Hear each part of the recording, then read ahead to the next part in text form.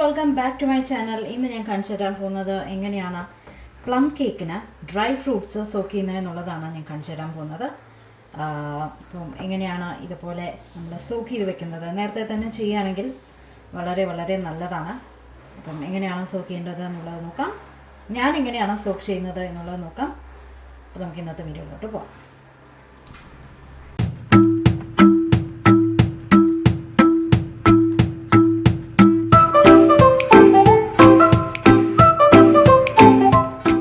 ഇന്ന് നമുക്ക് plum cake ഉണ്ടാക്കുന്ന സമയത്ത് യൂസ് ചെയ്യുന്ന ഡ്രൈ ഫ്രൂട്ട്സ് എങ്ങനെയാണ് സോക്ക് ചെയ്യുന്നത് എന്നുള്ളത് നോക്കാം. നേരത്തെ തന്നെ സോക്ക് ചെയ്ത് വെക്കുകയാണെങ്കിൽ അതിൻ്റെ ടേസ്റ്റ് കുറച്ചുകൂടെ കൂടും.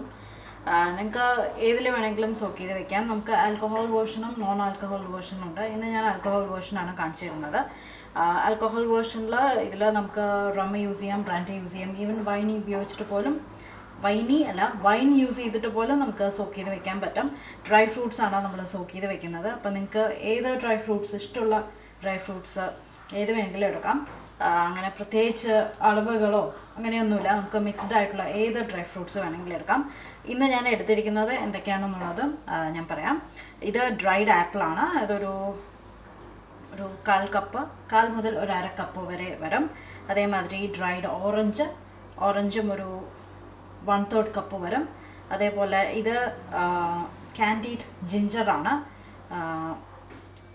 അത് ഞാനൊരു 100 ഗ്രാം വാങ്ങിയിട്ടുണ്ട്. ഇത് ടൂട്ടി ഫ്രൂട്ടി, നമുക്ക് പല കളേഴ്സിലുള്ളത് കിട്ടും. ഞാൻ ഇന്ന് റെഡാണ് യൂസ് ചെയ്തിരിക്കുന്നത്. അപ്പോൾ നിങ്ങൾക്ക് വേണമെങ്കിൽ മിക്സ്ഡ് ആയിട്ട് എടുക്കാം. അപ്പോൾ ടൂട്ടി ഫ്രൂട്ടി ഞാൻ ഇവിടെ ഒരു 50 ഗ്രാം എടുത്തിട്ടുണ്ട്. പിന്നെ ഇത് മിക്സ്ഡ് ഡ്രൈ ഫ്രൂട്ട്സ് എല്ലാം കൂടെ ഏകദേശം ഒരു 200 ഗ്രാം എടുത്തിട്ടുണ്ട്. ഇതിൽ എന്തൊക്കെയുണ്ട് വെച്ചാൽ സ്ട്രോബെറി ഉണ്ട്, കിവി ഉണ്ട്, നെല്ലിക്കയുണ്ട്, ആംലയുണ്ട്, പൈനാപ്പിൾ ഉണ്ട്, പപ്പായ ഉണ്ട്, റേസൻസ് ഉണ്ട്, ആപ്രിക്കോട്ട് ഉണ്ട്, ക്രാൻബെറി ഉണ്ട്, ചെറി ഉണ്ട്, ഫിഗ് ഉണ്ട്. അപ്പോൾ ഇതെല്ലാം കൂടെ ചേർന്നിട്ടുള്ള ഒരു മിക്സ്ഡ് 200 ഗ്രാംസ് വാങ്ങിയതാണ്. പിന്നെ നമുക്ക് പ്രൂൺസ് വേണം. പ്രൂൺസ് ഒരു ടൈപ്പ് ഓഫ് പ്ലം ആണ്. നമ്മൾ പ്ലം കേക്കല്ലേ ഉണ്ടാക്കുന്നത്.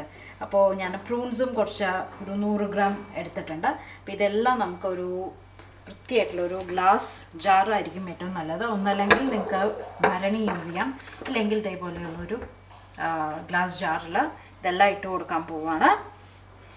കുറച്ച് വലിയ പീസസ് ആണെങ്കിൽ എല്ലാം ഒരു ബൈറ്റ് സൈസ് പീസസ് ആയിട്ട് കട്ട് ചെയ്തെടുക്കാം. ഞാനിപ്പോൾ ചെയ്യുന്നത് കുറേ താഴെ പോയി നമുക്കതൊക്കെ പെറുക്കിയെടുക്കാം. ഇതെല്ലാം ഞാൻ ഈ ഒരു ഗ്ലാസ് ബൗളിലേക്ക് ഈ ജാറിലേക്ക് ഇട്ട് കൊടുക്കുകയാണ്. കുറച്ച് ഗ്യാപ്പ് ഇട്ടോളൂ, നമ്മൾ വൈനൊക്കെ ഉണ്ടാക്കുന്ന മാതിരി തന്നെ, കാരണം ആൽക്കഹോൾ ചേർക്കുകയാണ്. അപ്പോൾ ഞാനതാ എല്ലാം ആഡ് ചെയ്ത് കൊടുത്തിട്ടുണ്ട്. ഇനി നമ്മൾ ഇതിലേക്ക് റമ്മ ഒഴിച്ചു കൊടുക്കുകയാണ്. റമ്മ യൂസ് ചെയ്യാം, ബ്രാൻഡി യൂസ് ചെയ്യാം, വൈൻ യൂസ് ചെയ്യാം. ഇത് നിറച്ച് മുങ്ങിക്കിടക്കുന്ന രീതിയിൽ നമുക്ക് ഒഴിച്ചു കൊടുക്കാം. ഇതാ ഏകദേശം മുങ്ങിക്കിടക്കുന്ന രീതിയിൽ 3/4 ഭാഗം ഞാൻ ഇത്രയും നിറച്ച് കൊടുത്തിട്ടുണ്ട്. ബാക്കി ഇത്രയല്ലേ ഉള്ളൂ.